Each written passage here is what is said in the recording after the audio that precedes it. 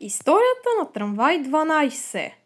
Линията е открита на 2 януари 1961 година с маршрут от ЖК Надежда 1 до площад Журналист. На 1 юли 1961 година линията е с маршрут от Хюндай България до площад Журналист. На 5 март 1967 година линията е с маршрут от Хюндай България до площад Журналист. През 1969 година линията е с маршрут от квартал Иленци до площад Журналист.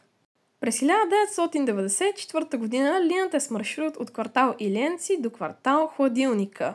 Последната промяна на маршрута е на 6 март 1999 година, когато линията е с маршрут от квартал Иленци до площад Журналист. Линията е обслужвана от трамвайно депо Банишора.